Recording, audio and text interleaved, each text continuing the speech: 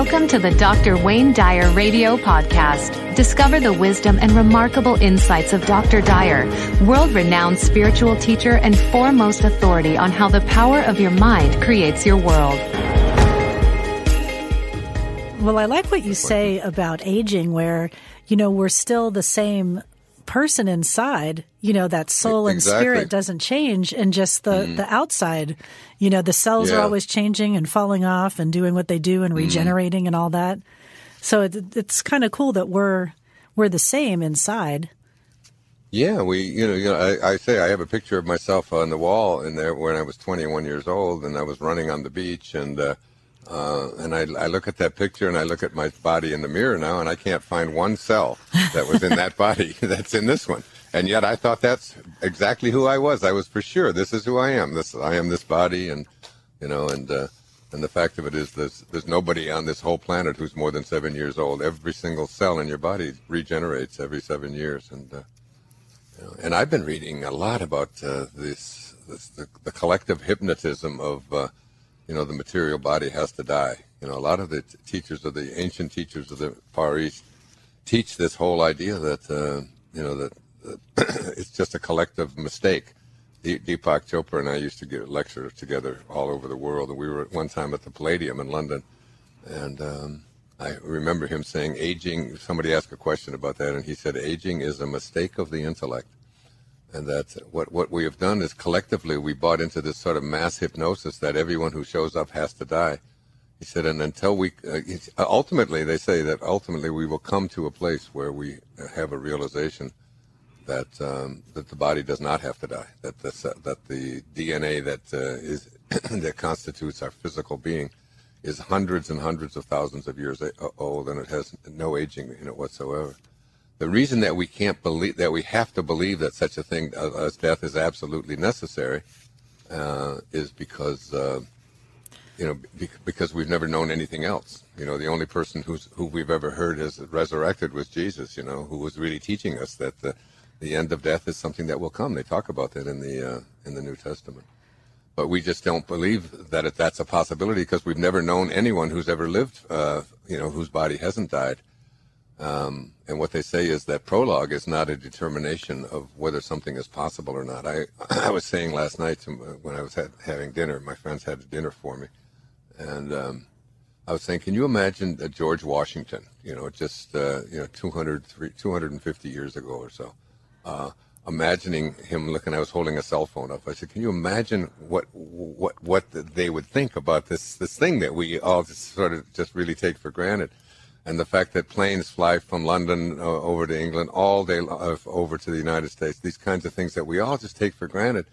And it was the idea of being able to get on an airplane and fly to England would be as crazy and absurd a thought for someone in the 17th century as the idea now in the 21st century that the death of the body is not something that it's a mistake. It's not something that has to take place. So I've just been kind of open to that idea and really practicing and working on seeing if I can, slow that process down or even stop that process by, being very, very, very cautious about what we put into our bodies and exercising but also just changing our internal mental attitude toward this idea that, that things absolutely have to die. Nothing dies anyway, and we all know this. But don't we have to make room? Don't we have to make room for the other generation to come through? I think the solution to that is going to be to look at the infinite number of possibilities for life in other places on the planet. Another thing we can't even comprehend is how we are going to get to other galaxies and how we're going to get to and explore this universe that is got trillions and trillions of of heavenly bodies floating around with suns and planets and so on. And the idea of being able to go someplace that's a million light years away, human beings, if we don't destroy ourselves, will be able to figure out a way to sort of demolecularize themselves and remolecularize themselves someplace else. Like on Star Trek. Yeah, no, those things are all things that we're contemplating. It's all coming true, right? I've been reading a lot of a man named Thomas Troward. I've been reading about him in the last the last 7 or 8 days, and he talks about the that if you want to create something in your life, you have to contemplate yourself as surrounded by the conditions which you would like to see in your life, and that most people just can't get a hold of and contemplate themselves as attracting what it is that they would like for themselves in their life. They just can't get that. They're contemplating the things that they don't want, or that have never been there, or we've never had. And I'm one of those people, like I think it was George Bernard Shaw said that some men dream of things that never were and say why. Or some men look at things as they are and say why. He said, I dream things that never were and say why not. And I've always loved that idea of putting something into my imagination, into my consciousness that I have never thought of, and maybe no one has ever thought of before, and then being able to see it, you can manifest it. That's always an exciting proposition for me. It's been my way since I was a little boy. The only other thing I just wanted to comment briefly on is, once again, it's like these postings on I posted something yesterday, I don't know if you saw on my Facebook page, where my children, and I've been doing this for years, I've told them, look, whatever money you're going to spend on me, I don't need any presents. I don't need any more shirts. I don't wear ties. I don't need any jewelry. I don't need things at all. And I prefer not to have more things. I'm sort of a Taoist. I just let go of things. But what I'd like you to do is just, pool your money or whatever it is, and just and make a contribution to something that's going to really make a difference in the world, and do it in my name if you want to honor me on my birthday, So I turned 75, and my kids sent me this beautiful thing about the children in Nepal, with what has happened with the earthquake there, where we've lost almost 10,000 people, and hundreds of thousands of people have been displaced from their homes and so on. And so they just sent me this really nice message that said, Dad, we always know you don't want a present, but we all chipped in and we contributed $1,000 towards the Children's Relief Fund through UNICEF for the children of Nepal. And I posted that on Facebook, and I thought that was, and here's the thing, there must have been, I don't know, there probably 400 or 500 people commented on it, and all of them except one had something very positive and nice to say, so that's so very nice. Well, I'm going to do that myself. I think, instead of getting presents, I'm going to ask my kids to put things in my name. Just a lot of really, really, really nice comments. I'm talking 99.9%.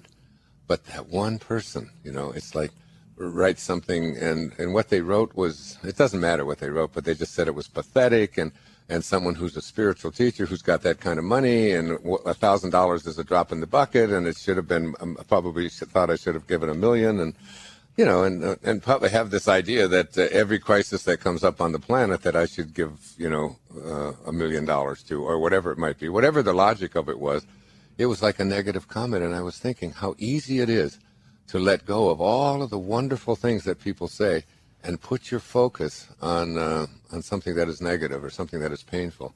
And then I thought, I'm a mature man. I'm 75 years old. I've written books. I mean, I would think of myself as at least semi-enlightened in this whole area, and I recognize that there are some people out there who just have the need to just say something awful or to say something negative. And I was thinking how that gesture, my children's gesture of combining and putting $1,000 in for that, which was such a nice thing for them to do, and will be helpful and motivated a lot of other people to do something similar, is all pushed aside in the name of somebody, putting a negative comment out there. And for me, I'm using it as an example that even if you're a fully mature, grown adult, those kinds of things, when you read them, they're a little bit painful. You grab them and you go, ooh, it's like, what? I wonder why somebody would say something like that. And we're trying to do something nice here, and they're coming out and saying, yeah, it's nice for you should give 1,000, but you should have given 100,000, or you should have given whatever it might, all the should-haves that are out there. And so I just ignore it and let it go, and I bring it up now because I want to say to everybody out there that, when, first of all, is that this whole idea of if someone is somewhat emotionally insecure, like a child, and someone puts something out there on the internet that is, that is very critical and judgmental, and can be very painful. You hear stories about children who actually contemplate suicide, or who actually do commit suicide because of this kind of cyberbullying that can go on out there.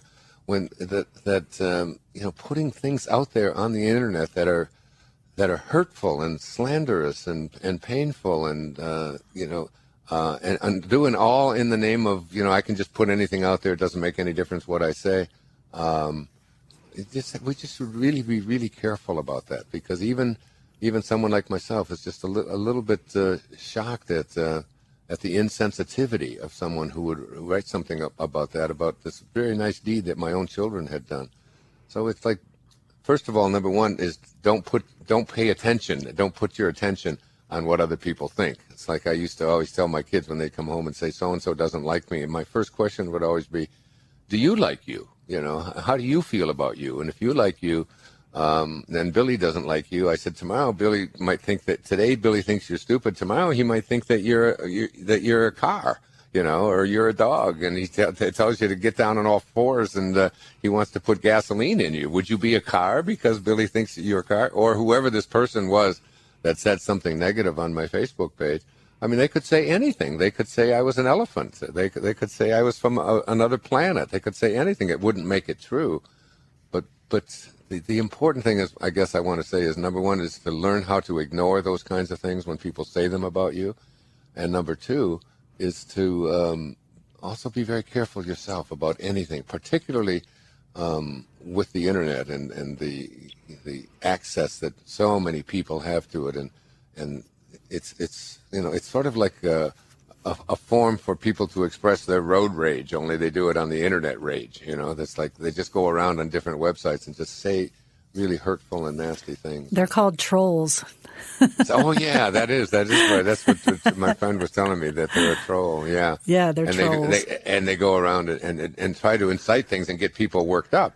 And it's just something to be aware of. It's so true. And words do have an energy, I think, and that old sticks and stones can break my bones, names will never hurt me, which is really not true at all, because we know it can be hurtful that, calling kids names or being cruel and mean, even just verbally, can have a big effect. Absolutely. It isn't just kids. I mean, I looked at that and I thought, oh my goodness, they're sullying something that was such a beautiful thought that my kids had, and just somebody saying it wasn't enough.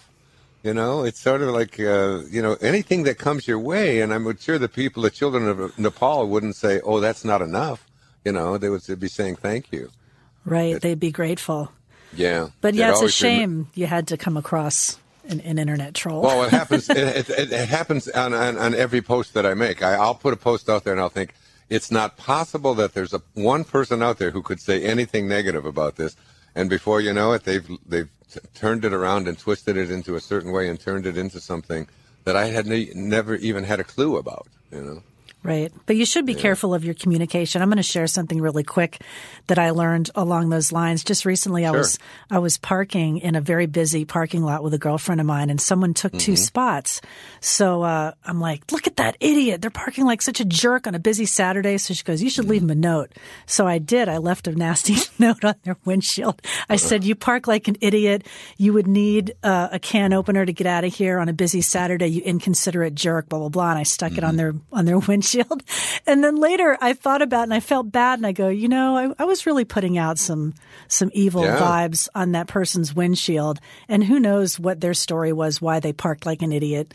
And and not only I reprimanded myself for doing it. I felt that's bad. Good that's called making amends, and that's how you change your subconscious programming. That's how you change it.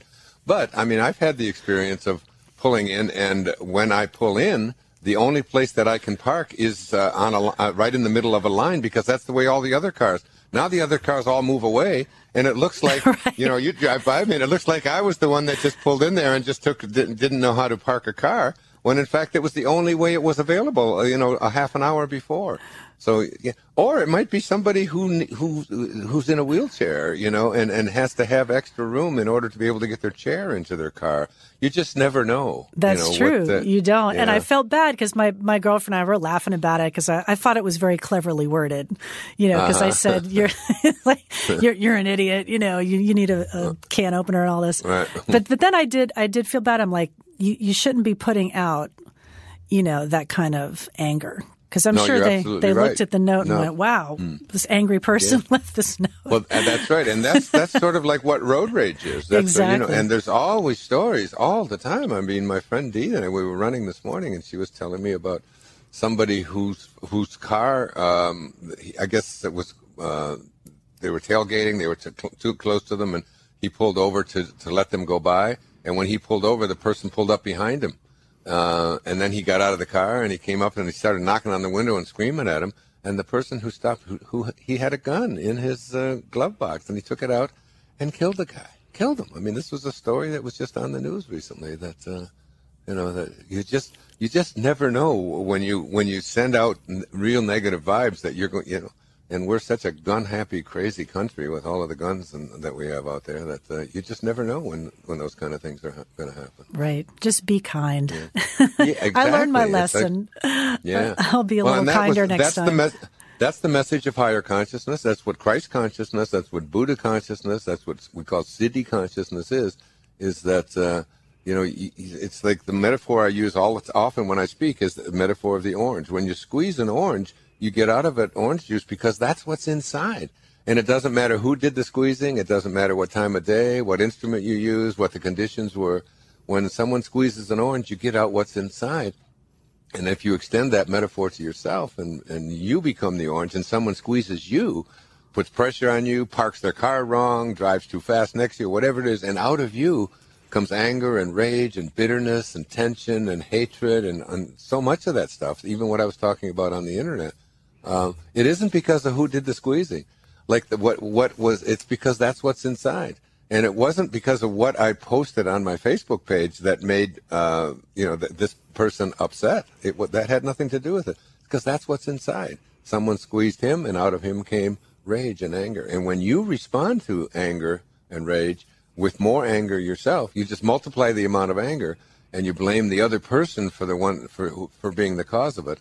When in fact that's like blaming the orange because the apple juice doesn't come out. It's like no matter how hard you squeeze that orange, you're not going to get anything other than what's inside. So just be careful what you put inside. That's true. Good metaphor. It's a good lesson. So you ready to chat to some people? You needed a can opener. Oh, I thought I was very clever. Yeah, right. And I felt bad. It's like that story I tell about when I was in Turkey and I didn't give a man the tip and I went back and I made amends in the laboratory there in Ephesus.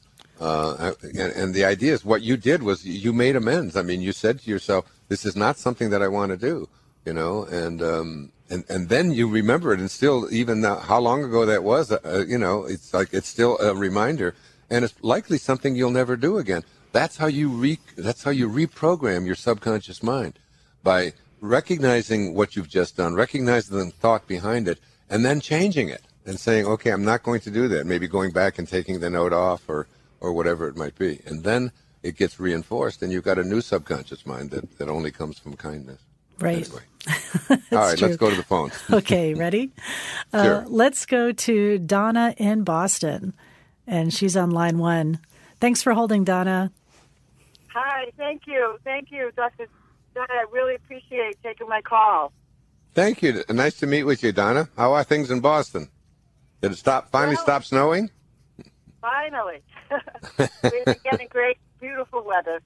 Good. 75, 80 degrees, so can't complain about that. Can't complain. It doesn't matter anyway. We needed the snow, so. I know.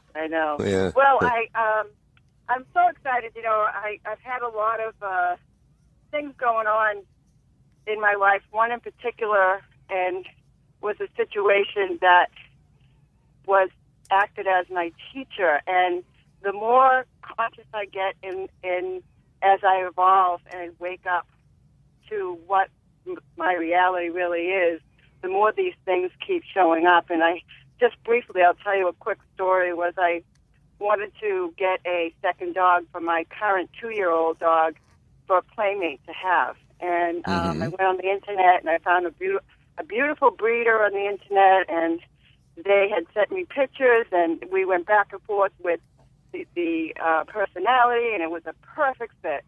I got the dog was shipped via truck, and it was like 2 or 3 days worth of travel time. And when I went to pick him up, the man got out of the van and handed this dog to me, who I held in my arms, and my son was able to drive us home.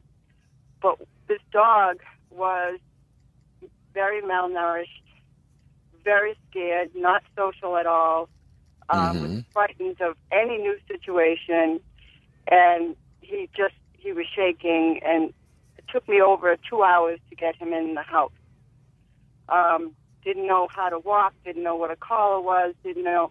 So this obviously confused and devastated me and broke my heart to tears, because I was filled with so much grief for this poor innocent dog.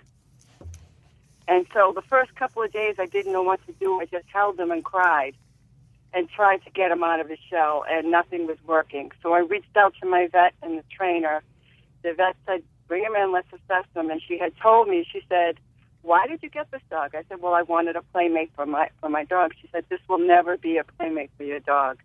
This dog is a puppy mill dog. He was abused.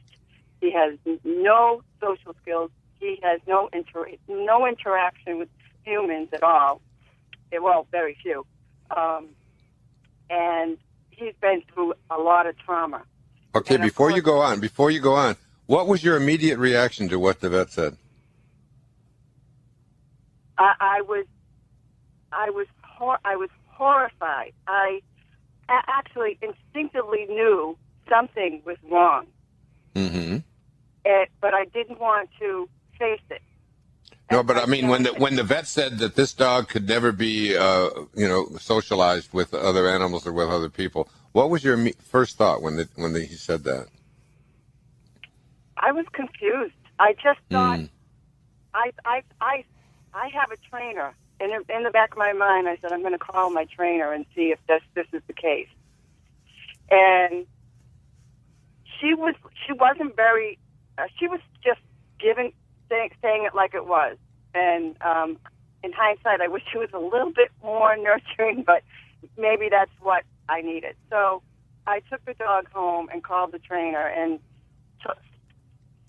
spelled out the whole story. And she had said, he will be able to be rehabilitated. It's just that you may not be able to be the one to do it. And that this dog is going to take a lot of time and effort and training. And are you up for that?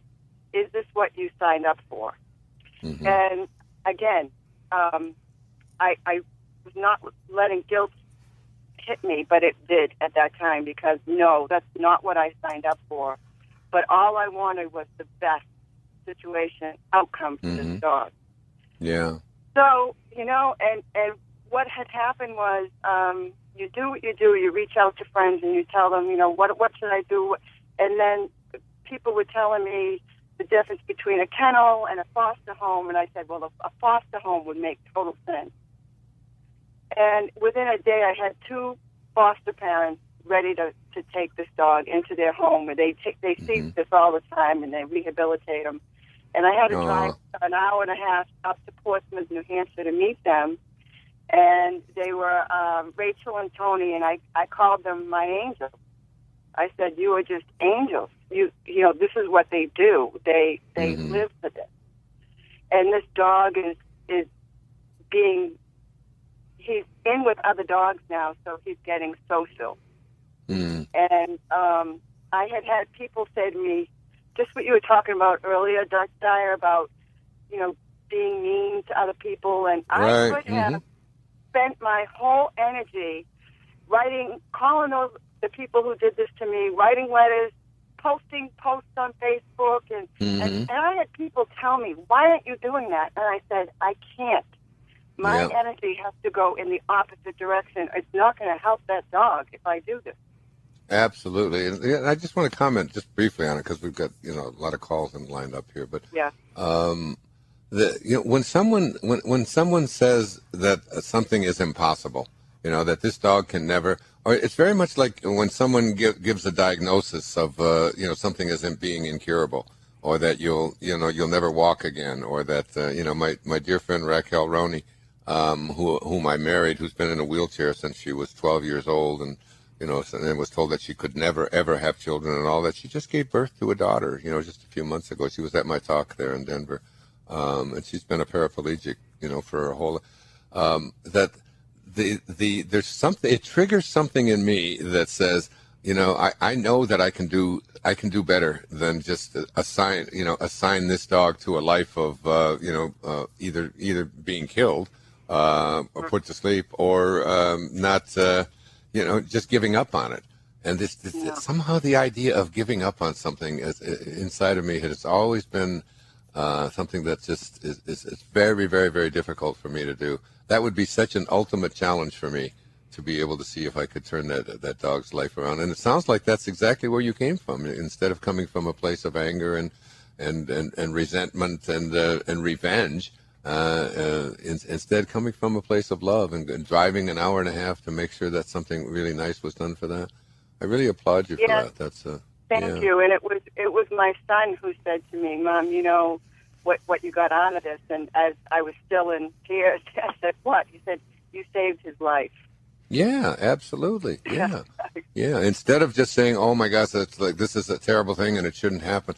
It's that inner candle flame that just won't flicker. The worst goes before you. There's something inside of us that says, that I can turn this around, or I can change that, or I'm going to have to be patient with that. And I watch people who work with children, who have very difficult to manage behaviors and so on, who have this incredible patience to be able to just send them love. I watch mothers, when children are really erratic and acting crazy, and instead of them acting crazy and erratic themselves, something very like a calmness comes out of them, and it helps the child to realize that they have another way of reacting.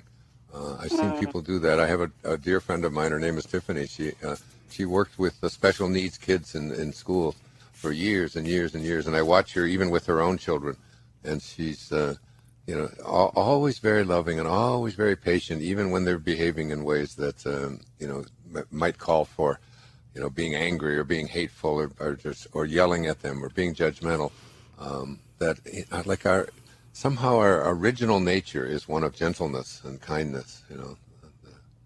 I always remember what the Course in Miracles says. The memory of God comes to the quiet mind. It cannot come where there is conflict.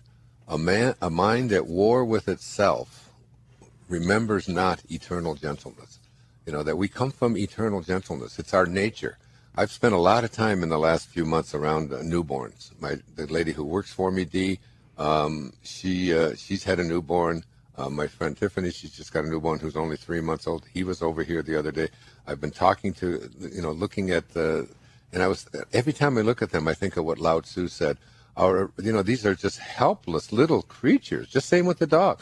They're just helpless. They can't survive even for like a half a day unless we're there to support them and to serve them and to care for them, take care of every one of their needs. It's our original nature. That's why we survive as a species, because we don't come from a place of hostility and internal angst and revenge. We come from a place of peace and love, and that's why we are able to survive, because all of our infants couldn't survive if we were coming from a place of anything other than love and gentleness. And yet somehow we forget it. I think that's kind of a theme of today's show. We forget it. We forget it on the internet. We forget it when somebody does something that we don't like, and we forget that when someone squeezes us, it's what's inside that comes out of us. And if we could change what's inside, we could change things like anger and resentment and tension and fear and drug addiction and violence and all of these kind of things. We could eliminate that by just changing around how we process events in life.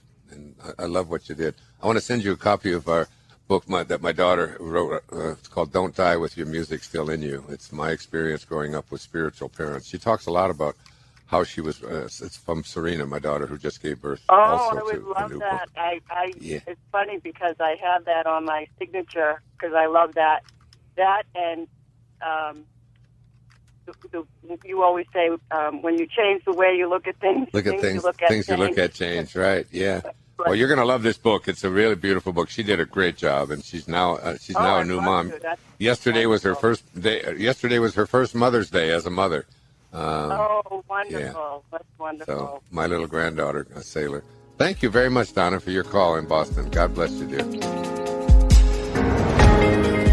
To find out more about Dr. Wayne Dyer or any other Hay House author, please visit hayhouse.com.